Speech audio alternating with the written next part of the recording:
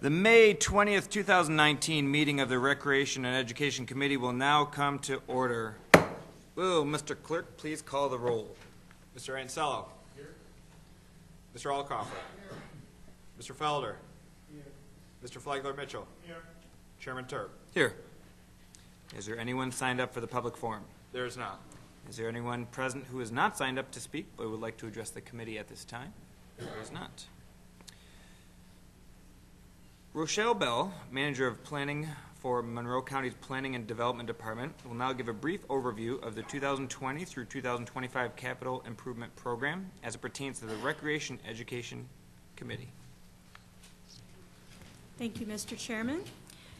You all should have a copy of the County Executive's recommended 2020-2025 CIP. The Monroe County Planning Board reviewed the proposal, held a public information meeting, and prioritized budget year projects before the CIP being submitted to your honorable body. At the full legislature meeting in June, you'll set a public hearing for July, and then upon your favorable review, vote to approve the plan. There are no funding approvals associated with taking action on this referral.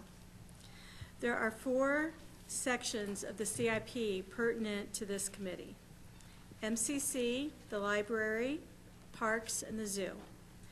MCC's funding plan begins on page 15, and it contains the same 5 projects that are in the adopted CIP. Their program might look different next year because they're currently working on their facilities master plan update. Note that all county funding for MCC is matched by the state. MCC's program accounts for almost 11% of the total CIP program. The next department is the library, page 23. The 6-year program for county funding of the library system automation doesn't change dramatically from year to year. The project involves ongoing support for and upgrades to their automated system. The library program accounts for less than 0.5% of the total capital program. The 6-year program for county funding of the Parks Department, including Seneca Park Zoo, begins on page 54 of the CIP. The 6-year program for parks and the zoo is also largely the same as the adopted CIP. The general rhythm for the Parks Department is to update a master plan for a park and then design and implement recommendations from the master plan update. These recommendations usually include accessibility improvements, trail rehabilitation, lighting upgrades, and similar improvements. Funding for the Grease Canal Park Master Plan improvements were scheduled in 2025 in the recommended CIP. The Parks program accounts for 3.3% of the total capital program, and the zoo accounts for 4.1%. I'll be happy to take questions when you get to this item on your agenda. Thank you very much. Thank you, Mrs. Bell. The next item on the agenda is the approval of minutes. You have the March 25th, 2019 minutes before you. They will stand approved unless the clerk is notified of any changes by the end of the day. Next item on the agenda is new business. Mr. Clerk. Referral 19-0120. Moved by Legislator Ansello, seconded by Legislator Alcoffer. Is there any discussion, any questions? Legislator Flagler-Mitchell. Yeah, through you to the administration, just real quick, on page 60, the operating cost is minus $25,000. Can you just give us a quick explanation on that?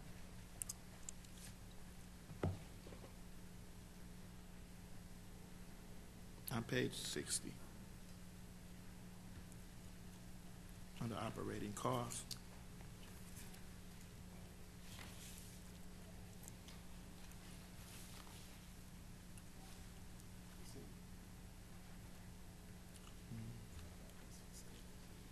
Yeah. It'd be under the facilities and grounds section.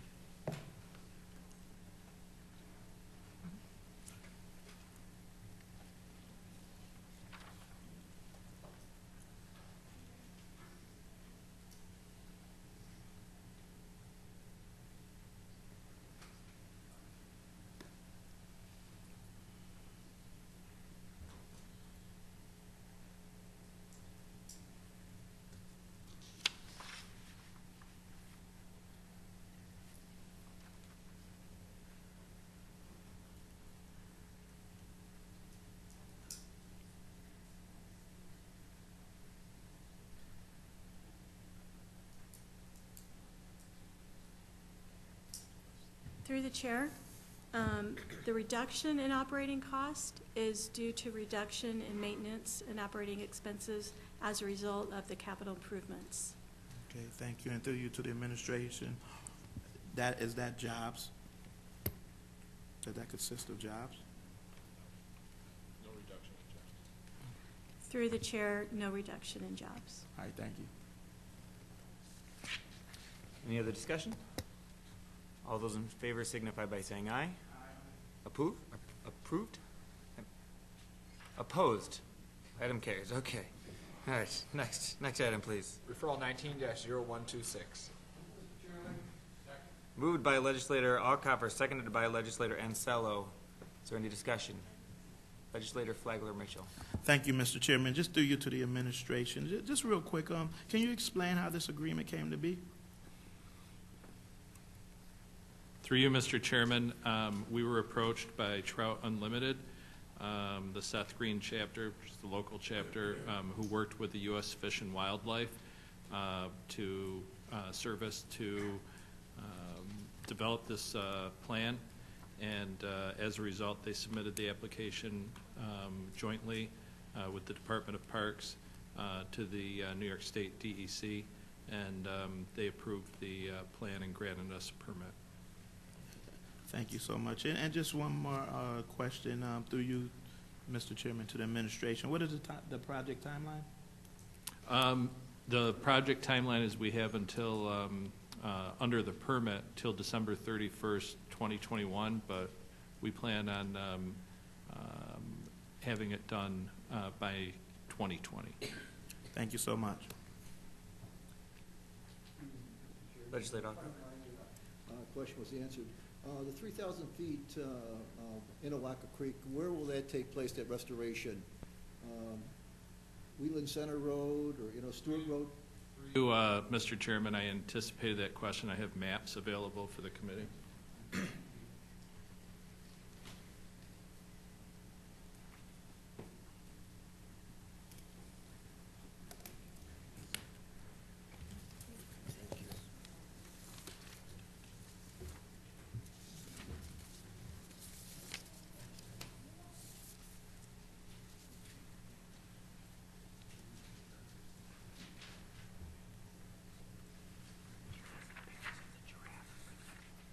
So on the first map through you, Mr. Chairman, you'll see the project area delineated toward the center of the overall map.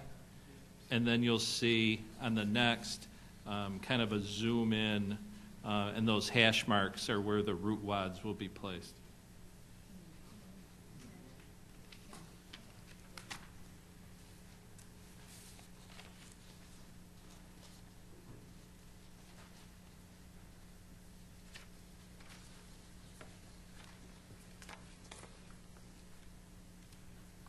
Any other discussion or questions?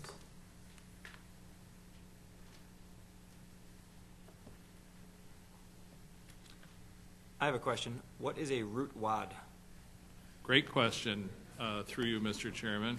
A root wad is a uprooted tree that is kind of jammed into the creek side, top side down, so that the root wad, the remaining roots in that uprooted tree form the habitat for the fish. Thank you for that clarification. Legislator Flagler Mitchell. I'm glad you asked that question. So, through you to the administration, so the root rod is with the roots sticking up out of the water, so that the fish can hide up under there for shade and stuff.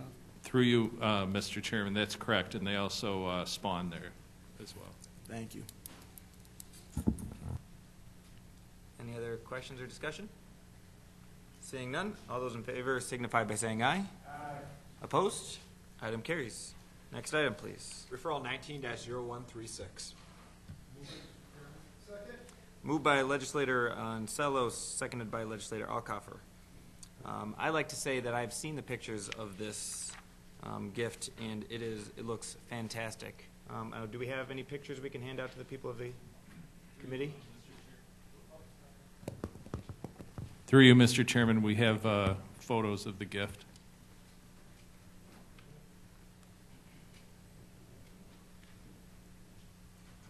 My assistant, Mr. Napier, is handing them out. Oh, I think you have a hand up over there.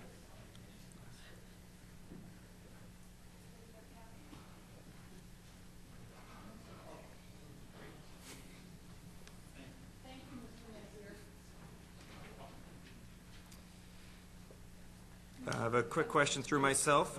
When will this be installed? Through you, Mr. Chairman, I spoke with Mrs. Petrie last week and had a great conversation. We hope to have the installation around July. Okay. They're really looking forward to it. I have to say that they're not your typical philanthropists. These are two retired educators. He taught in the Pittsford School District. She taught in Rush Henrietta. And they wanted to do something nice for the community. And as you can see from the photo, this is a magnificent sculpture, stainless steel, 22 feet tall. The sculptor spent time down at Seneca Park observing the giraffes, and it's very lifelike. When I was first approached about this, I was a little nervous about a sculpture of a giraffe. I thought it might be abstract or something like that, but it is really true to life. And this sculptor also did the eagle over at Montezuma, which many of us drive by on the thruway. And he's a brilliant artist, and this is going to be a great iconic piece at Seneca Park Zoo. That's that I'll cover. Through you, Mr. Chairman, this is going to be one piece. And as you see, it is fastened to a stainless steel plate. And that was taken a few weeks ago. Artist is still working on it, and he's fabricating tall grasses and cattails to that stainless steel plate. It'll be mounted on a concrete pad right outside the Animals of the Savannah building entrance.